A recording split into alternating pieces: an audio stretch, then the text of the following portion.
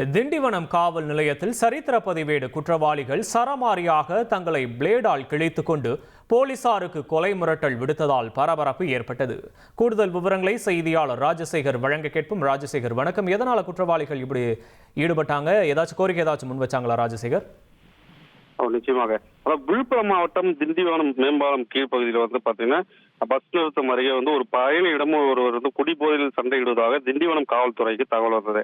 இதனையடுத்து திண்டிவனம் காவல்துறை காவலர் முருகையன் அந்த பகுதிக்கு சென்று அப்போது தகவலில் ஈடுபட்டவர்கள் சரித்திர குற்றப்பதிவேடு கொண்ட குற்றவாளி கிடங்கல் 2 பகுதியை சேர்ந்த அப்பு மற்றும் ஆகாஷ், சிற்றரசு, ராஜேஷ் ஆகிய பயணியிடம் சண்டையிட்டுக் கொண்டதனால முருகையன் இது சம்பந்தமா அவங்க கிட்ட கேட்கிறாங்க.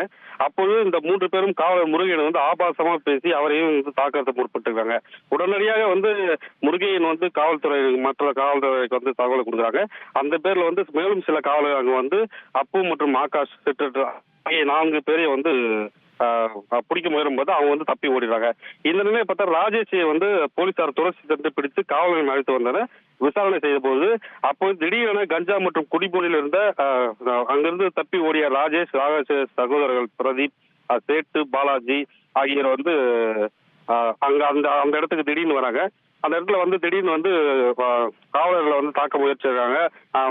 மேலும் ஆபாசமா திட்டுறாங்க. அவர் கையில வச்சிருந்த பிளேடை வச்சு அவர் சரமாரியா அவங்க மார்பில கீழ்ச்சிக்கிறாங்க.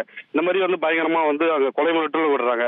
மேலும் அப்பு மற்றும் ராஜேஷ், ஆகாஷ், சேட்டு, பாலாஜி ஆகியோர் மீது பல்வேறு அடிதடி கேஸ், கஞ்சா கேஸ் போன்ற பல்வேறு வழக்குகளும் நிலுவையில் உள்ளது குறிப்பிடத்தக்கது. இது குறித்து உயரதிகாரியினுடைய உத்தரவின் பேர்ல இந்த தற்போது பெண்கள் உட்பட 5 பேர் காவல்துறையில கைது செய்திருக்காங்க. இந்த சம்பவம் குறித்து விவரங்களுக்கு நன்றி ராஜசேகர். ட்ரெண்ட ஃப்ரெண்ட் ஆக்கிக்கோங்க. தந்தி டிவியின் சப்ஸ்கிரைபர்ஸ் அண்ட் ஃபாலோவர்ஸ் குடும்பத்துல நீங்களும் இணையுங்க.